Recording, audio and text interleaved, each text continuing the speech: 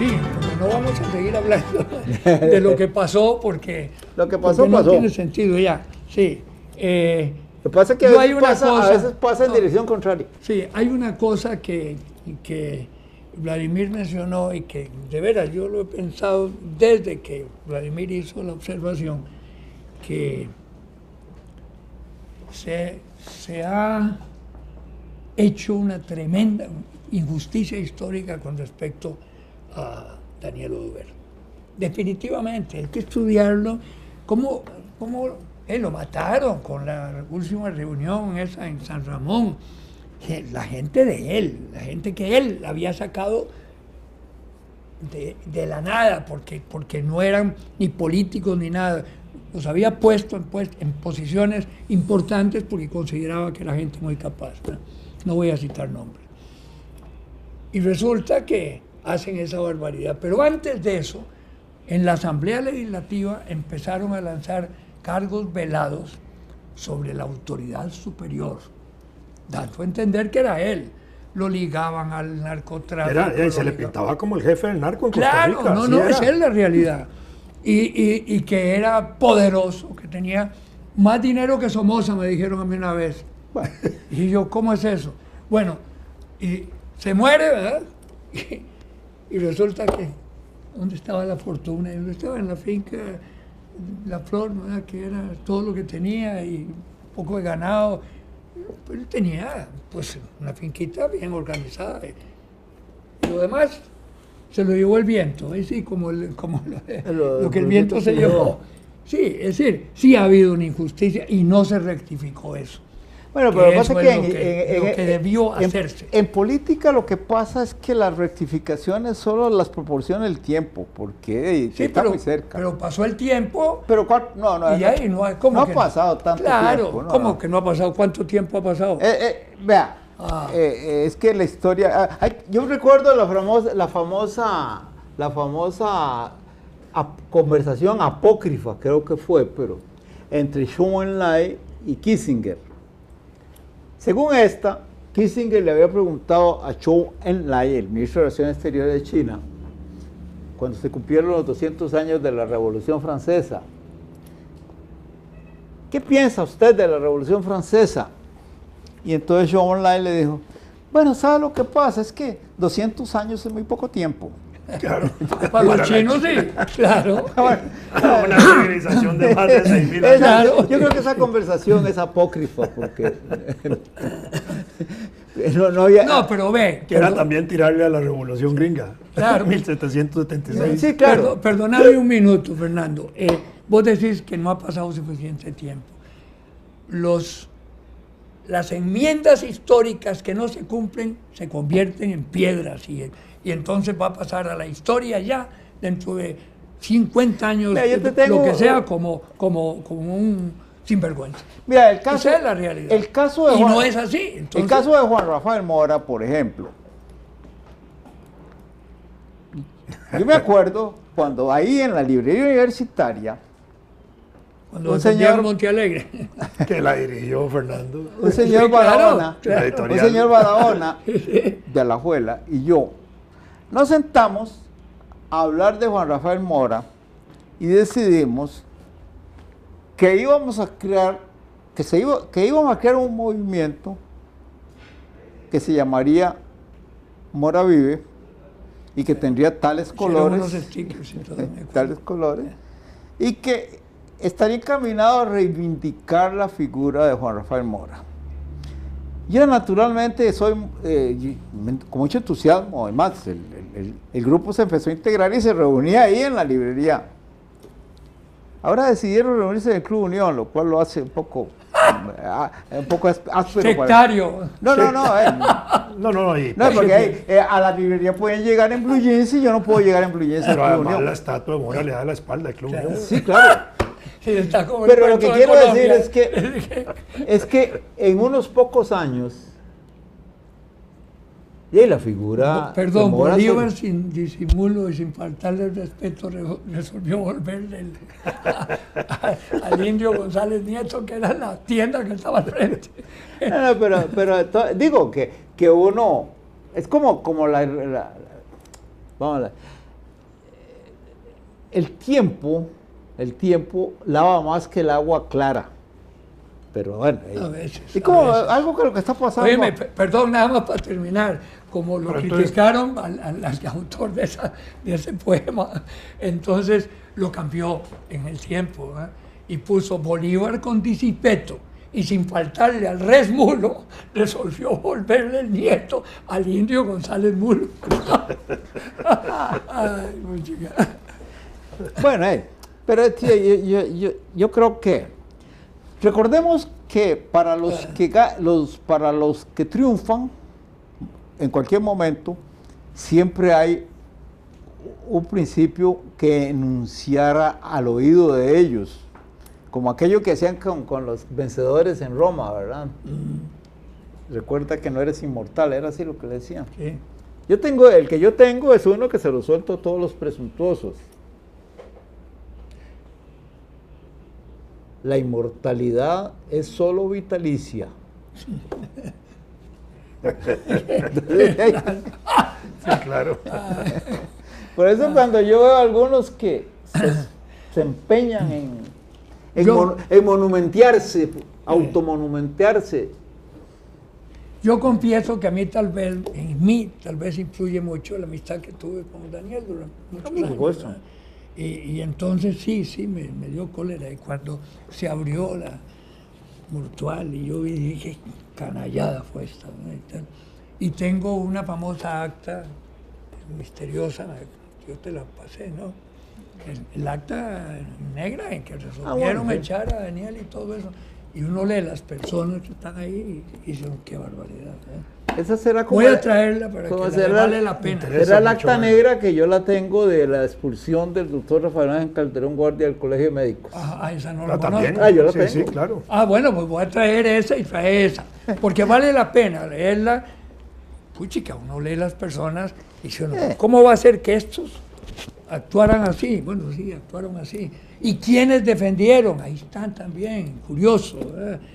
En fin, a mí me dolió muchísimo eso y tengo que decir que sí, yo tenía bastante afecto, fuimos buenos amigos. A pesar de que en una oportunidad tuvimos un pequeño quiebre porque cuando Pepe se le impuso a Daniel para lanzar su candidatura, que Daniel decía que le tocaba a él, en realidad a Beto Cañas y a mí nos pidieron que fuéramos a hablar con Daniel para que entendiera que Pepe se merecía él. Y entonces cuando le dijimos que por qué no hablaba, yo no hablo con viejas histéricas, nos dijo Daniel. Bueno. Y entonces, a mí de veras en ese momento me molestó, porque también ya yo le debía, en ese momento, pues más a don Pepe que a Daniel. Don Pepe fue muy especial conmigo, lo tengo que reconocer, ¿no? Pero eso fue un pequeño quiebre de unos, si acaso 6 meses, un año, se acabó el problema y volvimos a ser muy amigos. Y a veces a uno le obnubila el entendimiento, sus sentimientos, ¿no? Y se va tal vez exageradamente para un lado. Pero en fin, yo lo reconozco, ¿no?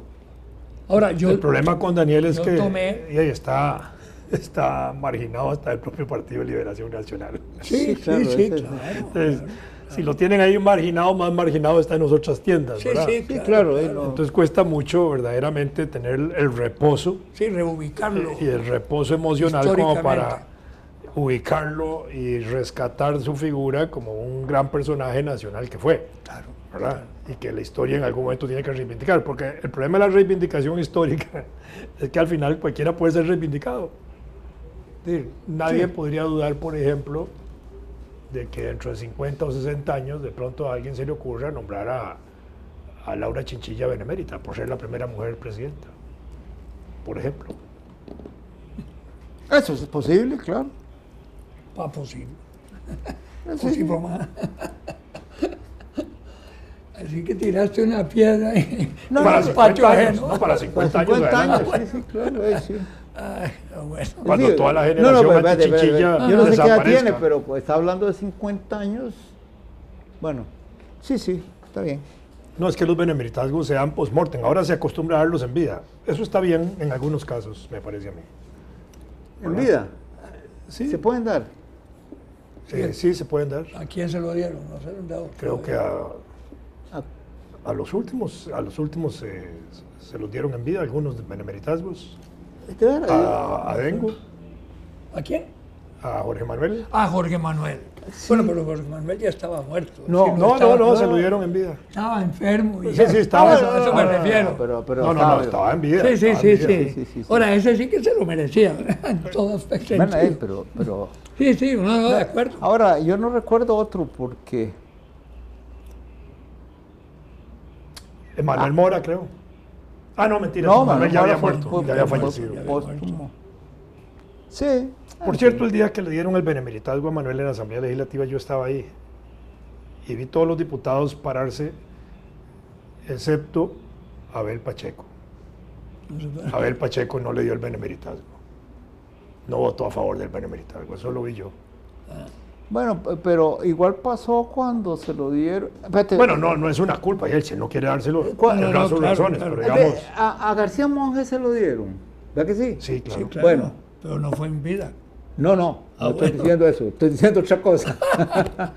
Cuando García Monge, el nombre de García Monge se propuso, en la votación, varios diputados, que no voy a mencionar los nombres porque eso sí sería desacreditarlos, se quedaron sentados. Y algunos, es sorprendente que algunos,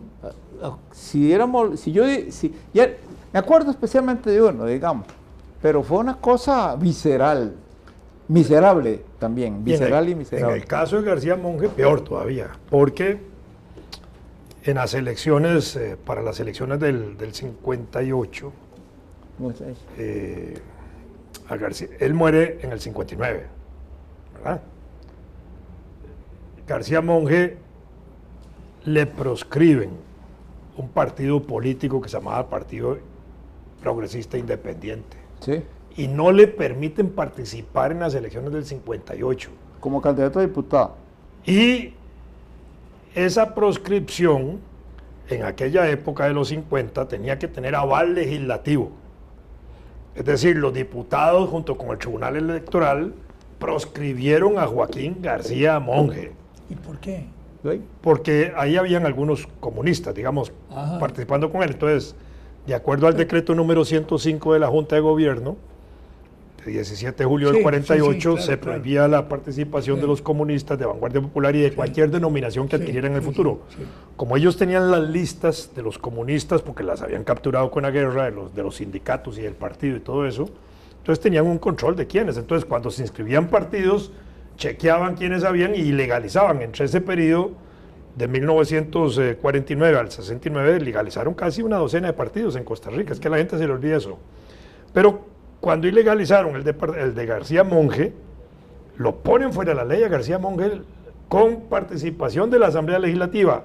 Y pocos meses después, cuando muere la misma Asamblea Legislativa, lo nombra benemérito de la patria, Sí, que era sí, como sí. lavarse las manos. Sí, pues sí. Y Viejos vos sabes cochinos. que García Monge, si no recuerdo mal, había mostrado su independencia, digamos, intelectual, rechazando el premio Stalin de la Paz. No, el Lenin. El Lenin de la Paz, De la correcto. Paz, el premio Lenin, dije Stalin. El Sí, premio bueno, Lenin. sí, pero bueno. Sí, bueno. Bueno, uno- en época de Stalin. en la época de Stalin, claro. En la época de Stalin. Bueno, el pero- premio Lenin de la Paz, que era el equivalente al premio Nobel. Sí, sí, ¿no? sí, sí. Entonces, dice uno, bueno, Perdón, Fernando, y pasando una situación económica miserable en esos días, de veras. y que el premio Lenin le podía ayudar algo, y aún así lo rechazó. Sí, sí, sí. No, era un hombre muy íntegro.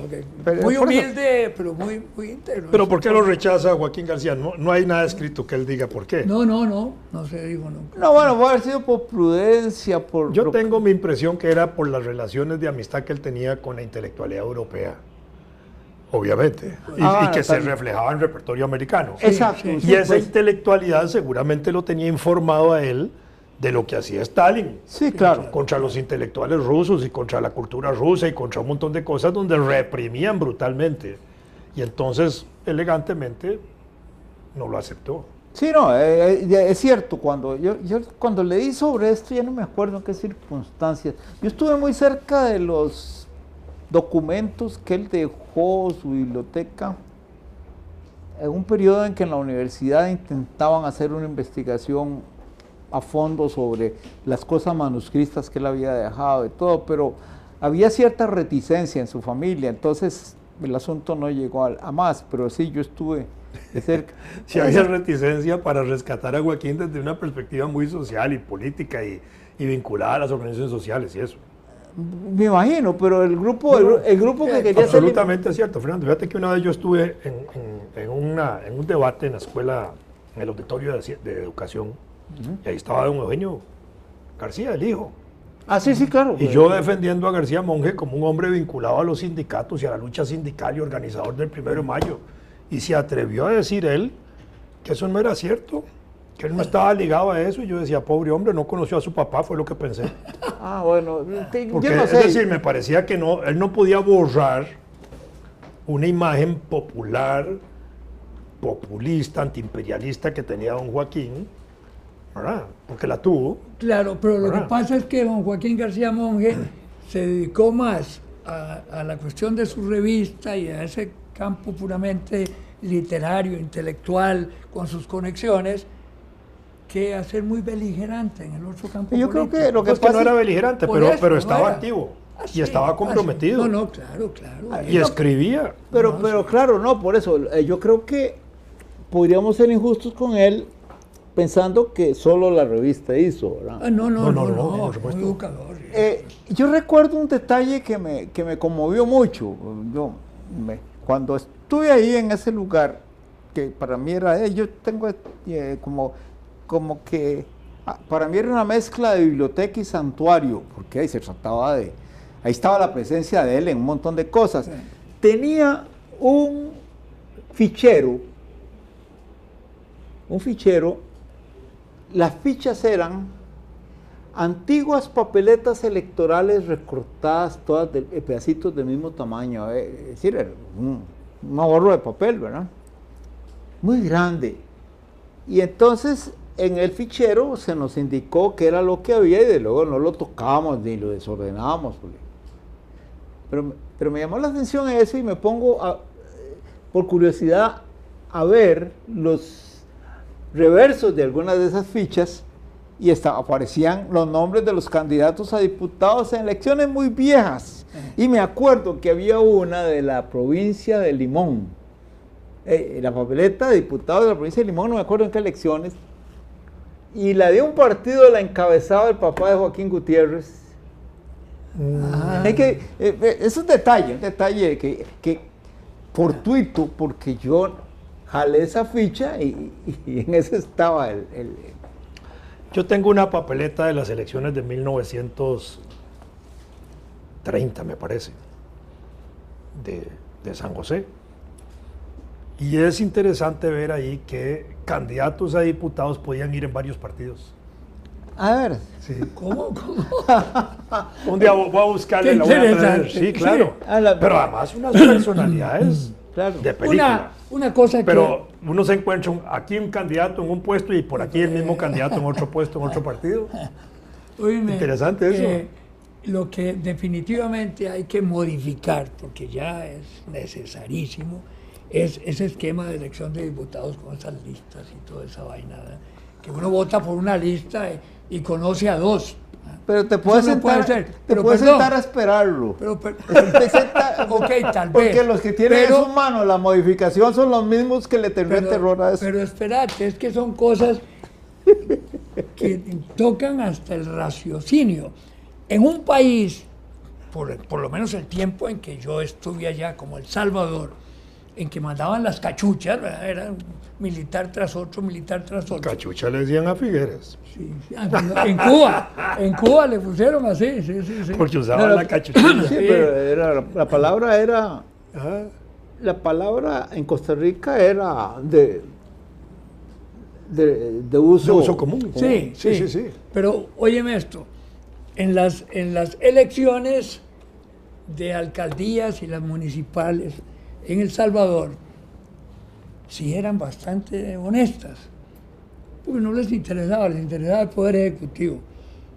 Y entonces, la lista de diputados de cada partido, el elector podía tachar uno y podía poner nombres y esto no me interesa y hacer así.